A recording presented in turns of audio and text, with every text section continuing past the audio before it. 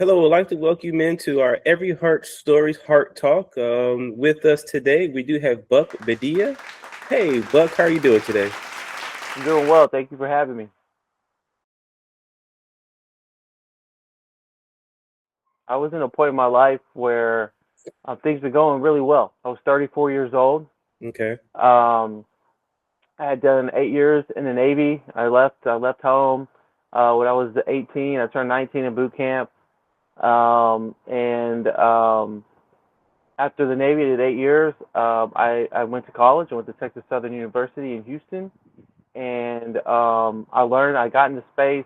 I wasn't sure exactly what I wanted to do then, but by the time I graduated from Texas Southern, I had solidified myself as being in sports and being in media, not exactly in broadcast, but I was dabbling a little bit in All that. right, we're back here at the SWAC tournament where the Lady Tigers just pulled out a nail biter here in overtime. I was doing a lot of different things. I am here in Memorial Park as the Texas Southern Lady Tigers are facing the PV Panthers in their final homestand. At the time, I was a freelance photographer for the Houston Chronicle. I was out in the scenes and doing big events. Whatever, if there was a big event going on in Houston, I was one of the photographers that was assigned to go and cover them. And also, I was a video editor for Comcast Sports Houston. A Houston man is outraged. He says the man who ran him over and then kept right on going is already back out on the streets while he's still in the hospital. Channel 2's Anusha Rasta joining us live from the Texas Medical Center with a story you'll see only on 2 tonight. Anusha? Bill, that man is still recovering here at Bentop Hospital tonight. His family says he'll be transferred to the VA hospital for rehab. 34-year-old Buck Bedia says he'd never broken a single bone in his body until 2 weeks ago, when a man accused of driving drunk allegedly plowed into him on the street. It's the most excruciating pain and something that I wouldn't wish on anybody. Buck has been in the hospital since February 27th, recovering from 2 broken legs, a broken jaw and neck, with 30 stitches in his face. The hospital would not give Channel 2 News permission to go inside, so Buck's family recorded this interview inside his private hospital room. The 34-year-old says he was out with friends one night, waiting to cross the street near Smith and Hadley, when someone came speeding their way. And I remember after that, the screeches of people screaming to get out of the way. You're asking for a lawyer to help you, you're going to hire your own. This is the man accused of hitting Buck. 24-year-old Dominic Goings appeared before a judge the day after the crash. Police say he was driving drunk, rammed into a taxi cab, and then, as he was driving away, hit Buck. According to investigators, Dominic kept driving, but officers pulled him over a mile away. We're here now, February 27th. Take me through that day and then just like what happened. I was in between cars at the time, transportation. So I was working for IATSE. I was working for like freelance. I was trying to get my union card at the time, and I was taking a bus from Baytown into Houston. I was leaving about 5:30 in the morning, and it was the Houston rodeo time, which is like the same time this year right now, and I was helping build the Ford display, all the new Ford trucks, and so we spent there for a whole week. We're out there working, and I was coming into the city, and it was like the first night of the cook off, and after I finished help setting up, I had another gig lined up right after that. When I finished with the IATSE job, I was going straight to cover an event at the rodeo, and I was going to be taking photos and of the event there, of the World Championships of Barbecue, and it's a big event. It's really huge. People from all over the world. We had some cousins that were coming in from Louisiana that night, and just like any other day, it just started out perfect. And I was working, and I was just enjoying life. I was doing exactly what I wanted to do. And then we had some cousins that were lost in Houston, and they asked us if we can come and find them and bring them back and take them to the house, because we're all going to go back to the rodeo the next morning. And we pulled up in Midtown Houston, and we went to the first place that they were at. They weren't. They said they weren't. We were looking for them. Didn't see them. We left, and we were walking across the street, and there was a stop sign. Like it was just like the intersection just had stop signs on the crossway, and the other one didn't have any because the block before that they had a light, and the traffic that was coming this way had the red light up there. We could see that they had a red light, and people were crossing the street over there. So we're like, all right, let's go. It's safe to walk. And we were walking across the street, and it was in Houston downtown, so it was about a five lane street, and it was a one way. And I was about halfway in the middle of it, and I saw a car crash into a parked taxi cab. And by the time I was like, oh man, I realized I was in the middle of two headlights. And it's just, I guess, natural just to go back the way you came. And so I turned around and I took 2 steps, and I was in the middle of 2 headlights. And then I took 2 more steps, and I turned around and looked back, and those headlights were right on me. And the first thing that I could think of that crossed through my mind was jump. And I jumped, and when I jumped, I got hit in the legs, and then I hit the windshield. And then that's about the last thing I remember until I was in the hospital. When I woke up and getting rolled into the hospital, there were some other things that I kind of remember now. Like I remember hitting the windshield, and I remember seeing flying in the air. And then after that, it was lights out. Well, when I came to in the hospital, it was the next thing I remember was just seeing a light. Mhm.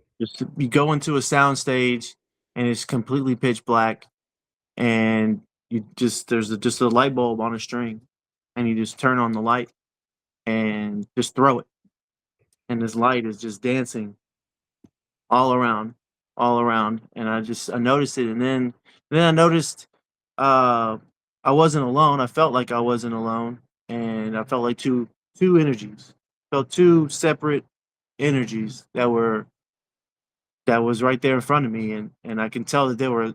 I kind of felt like I was being assessed, and I said, "I'm not done yet. I'm going back," because I knew what happened, and I felt what happened, but just something just told me I'm not done yet. I'm going back, and I felt those energies go off of me, and I could tell that they were conversing or talking with each other, and then I felt that energy back on me, and I just heard or felt like, okay, let's see what you're gonna do. And then the next thing after that, I remember being rolled into the hospital, being rolled in, and the first responders asking me I if I am if I realize what happened to me. And then I heard one of the first responders, I don't know who, it was just all noise to me, but I heard like, look at him. There's no way he knows what happened to him. Well, I when I got hit the windshield, I went flying, and then I landed on on concrete. And when I landed on concrete, it ripped all this pretty much of my face off, and it was like flapping behind my ear. I look like my best reference that I can give to is I look like Harvey Dent from Batman, Two Mhm. Face. This side looked normal, and this side was just muscle, and you could see my teeth, my tongue hanging way back down, just all the muscle tissue in my face. Um, and then I broke my C1 vertebrae in my neck, which is where your brainstem and your spinal cord connect. So all the signals that pass through there was broken. So there was a fear of with the head injury and with the C1 vertebrae. At first, with the head injury, they said I was going to possibly with the brain swelling and the impact of my head. They said that more than likely I was going to die just from the brain swelling. They told my family to they come in and say their last goodbyes. Um, and and if I did survive, it was gonna be a I was gonna be a quadriplegic. I was gonna be a vegetable because I wasn't gonna be able. I was more than likely gonna be paralyzed from the neck down. They didn't know the extent of the C1 fracture, but they said if I break that, when somebody breaks that, it's usually not good news. And then I broke my jaw. Um, and then I had two compounds in my left leg, which my tibia, my fibia were sticking out one way, and on one part of my leg, and the upper part of my lower leg, and then the lower part had my tibia fibia sticking out of that on the lower side. And then on my right leg, I had a tibia fibia sticking out of my right leg. I had 4 screws for the surgery. They did two different surgeries on my legs. The first one they tried to start on the left leg because it was just so bad, but then I had lost so much blood that they switched over and they just started working on my right leg, and because they were like, we got to try to save one leg, and they tapped a metal rod through my tibia and fibia to keep them together, and to keep that in place, they put 4 screws in my knee and then 2 in my ankle, and then I had to wait a week for them to try to do the surgery on my left leg again, and they did basically the same thing with that. That was like a 7-hour surgery. They tapped through the metal rod through my fibia, and then they put 4 screws in there, and then they put 2 screws in ankles. But then after all that, they told me, even though that they saved my legs, that my legs are still there. They said in 6 months, they're more than likely there's an 80% chance that they were going to amputate my legs, just because the amount of bone that was exposed and for how long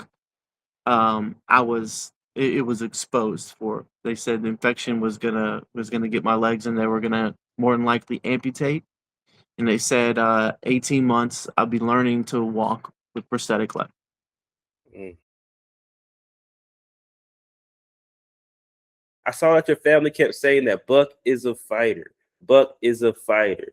Like, what does that mean to you, and especially in your recovery process? And did that help motivate you to keep going?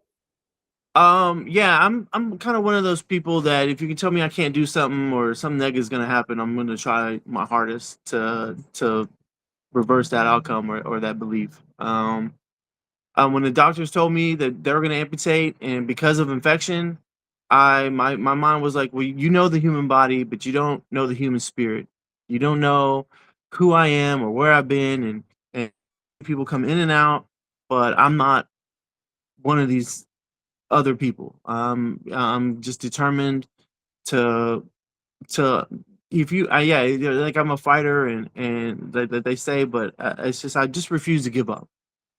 Whenever there's a situation, that or there's a goal that I want to achieve, I can honestly sit there and say that I've achieved almost every goal that I set out when I said it was in college. Um, a lot of people say my goals are ambitious. They told me in college, like, there's no way you're going to work in sports. There's no way you're going to be, you know how hard it is, and you know how many people want to do that.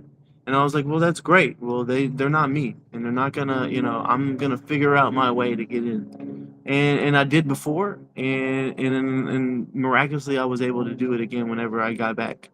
But it means a lot. It means a lot. It means that people know that they can count on me whenever I say I'm gonna do something.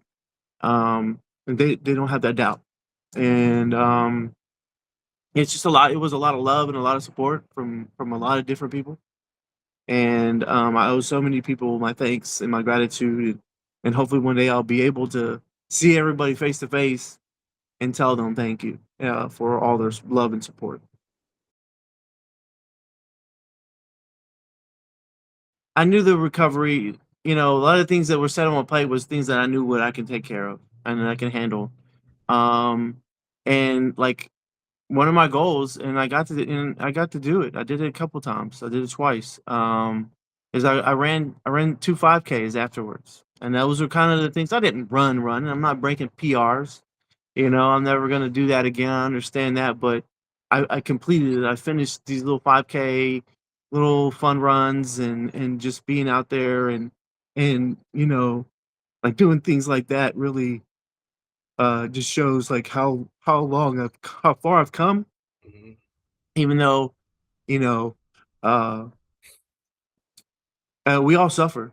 And that's one of the things I say. We all go through something, and we when we communicate and converse with people, and just interact with other people, we just if we understood, we all suffer. We all have our own things, issues that we're going through, and if we can just be more understanding of that, a little bit more compassionate.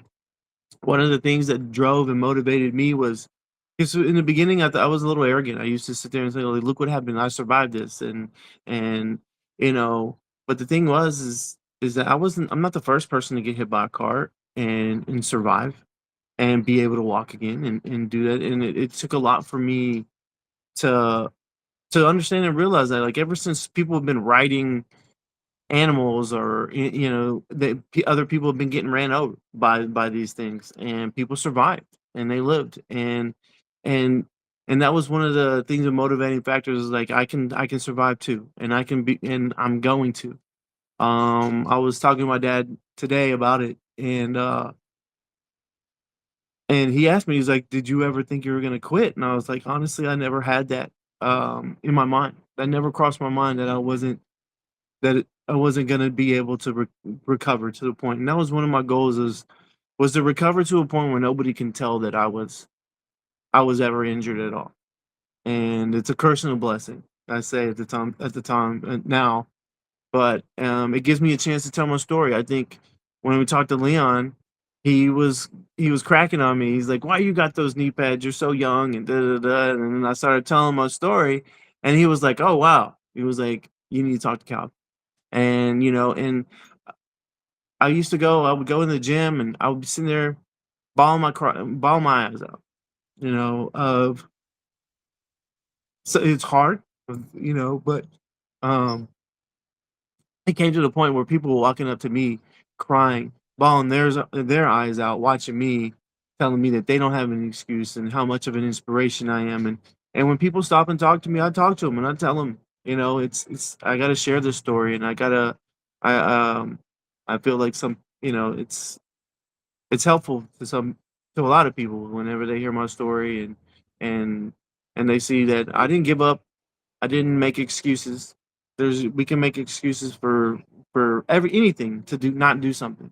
And I just feel like there's no excuses for this. I can Because the only person I'm gonna be giving excuses to is myself. And I'm one of those people that don't want to hear excuses.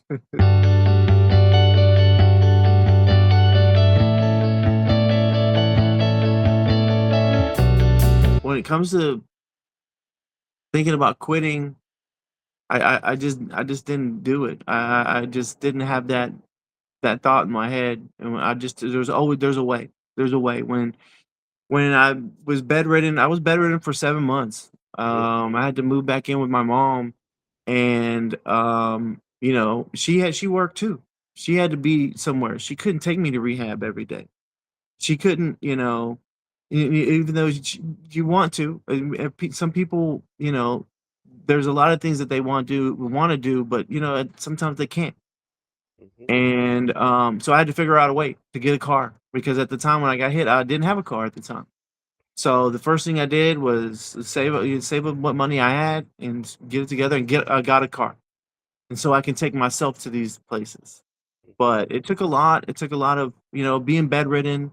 From coming from the first steps, I think the biggest thing for me was to be able to get out of the bed the first time in and if my dad hears this, he's not gonna like this story, but I was in it was one day I was in bed and it was a schedule for me to get in a wheelchair. They were gonna move me into the wheelchair and I was gonna finally go out of the hospital room for the first time. And um my dad was there and they were trying to move me in and I couldn't and it just hurt so bad. And I was like, I can't do it. It's not gonna do it. And they're like, okay, we'll wait. And it went to the next day. And my dad was there too. And then he told me, he's like, you can't do it. Don't try. You can't do it. I was like, I'm doing it today. I was supposed to do it yesterday. I'm doing it today. And he was like, "You can't do it." And I was like, "Dad, if you tell me I can't do it again, get out. Get out of my hospital room," you know? And he just looked at me, and it was just natural for him because he's just seeing me suffer. He's seeing me in pain. He doesn't want to see me in pain. I get it. But he's like, "But you can't." And I just yelled at him, I was like, "Get out of my room right now. Get out. Get out." And so he was like, "Are you serious?" I was like, "Yeah, get out." And as soon as he walked out and that door closed, I looked at my nurses and I said, "I want to beat him to the elevator. Let's get in this. Let's get in this." And then I got in that wheelchair and I passed him up in the hallway and I closed the door on him. I was like, "You can take you the next one." And I closed the door on him and then I waited for him to come down. I was like, Yeah. "You know better." I was like, "You know better to tell me I can't do something." And he was like, "You did it. You did it." My wife now, we were dating. We were going through a little break. She went back home. She's from San Diego. She lives in San Diego. And really the first thing that I could communicate, they had like a pen and pad. Hmm. And they asked me like, "What do I want? Do I need anything? Like, what do I want?" And I just started writing Michelle. And when I started like, "Oh, he wants Michelle," and they're like, "Well, she's on a plane right now. She's gonna be here. She'll be here later on today." And she was by my side ever since then. And we got married a couple weeks ago. Oh So man, yeah, yeah, congratulations, yeah. man. That's Thank you. awesome, man. Yeah. Yeah, congrats. So it was full circle. For the most part, we've been together for 20 years, and it was about time. And she was definitely there by my side, changing out my bedpan. "Hey, babe, I got a bag for you." It's not the bag that she wanted, I'll tell you that. But yeah, she was there for me when I was taking out my bedpan, taking out my bags, and feeding me and doing everything right there by my side. And every heart starts here, right here in the heart. You got to have that heart. You got to have that will. You got to have that mindset of recovery.